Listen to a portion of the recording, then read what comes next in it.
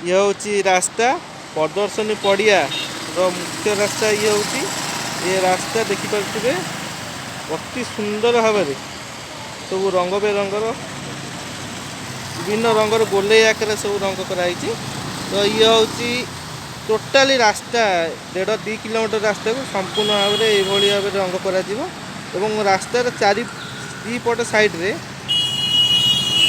रंगीन साजसजा देखा मिल ता सहित लिचु आउ लाइट साजसजा रंध्या बेले चकमक भाव अति सुंदर भाव दिशो। ये टोटाली रास्ता को दीपट साइड रास्ता को ये संपूर्ण भाव में ये भाव में रंग कर अति सुंदर भाव देखा। ये हूँ एकाम्र हाट सामना देखिपे एकाम्र हाट ये रही।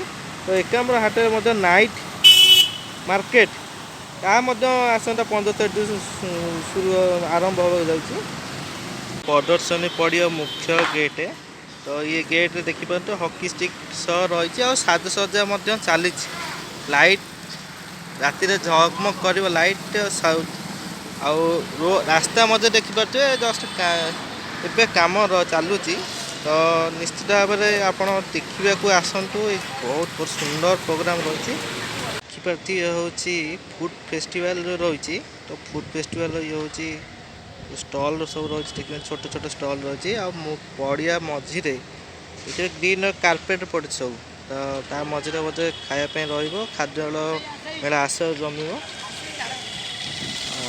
ये रही फूड फेस्टिवल जो रही गेटा मुख्य गेट देखिपे डॉट पेस्ट मुख्य जो रही स्टेज केटे बड़ पाखापाखि 4 वर्ष तले जो होता बहुत बड़ रही ऊपर भी कभर रही।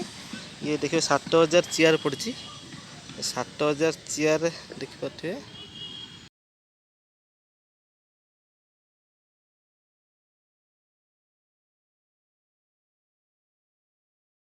सहित फाँका रही ये रही गोटे मुख्य आकर्षण गोटे टावर रही टावर कौन प्रोग्राम रही मुख्य आकर्षण देखा टावर कौन रही प्रोग्राम। ये जो हॉकी स्टिक देखिपे ये मुख्य गेट सामने ये हॉकी स्टिक लगी। ये हॉकी फीवर जो रही भुवनेश्वर रे तार मुख्य ये हूँ डॉट पेस्ट जो प्रोग्राम चालू कर जदि ये खाद्यर आश्रय जमी ये हूँ खाद्यर आश्रय जमीप ये हूँ मनोरंजन और सांस्कृतिक प्रोग्राम भरपूर मजा नापी।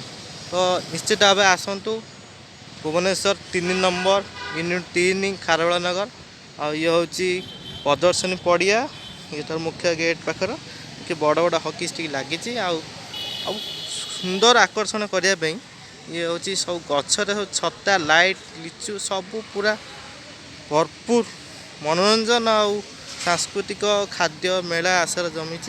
निश्चित भाव में 15 तारिख रु 29 तारिख पर्यंत जो प्रोग्राम डॉट पेस्ट प्रोग्राम ये मजा नहीं पार खाद्यर मजा ये नहीं पारे और सांस्कृतिक मजा ये नहीं पारे। और टिकेट व्यवस्था आप टिकेट बुक करें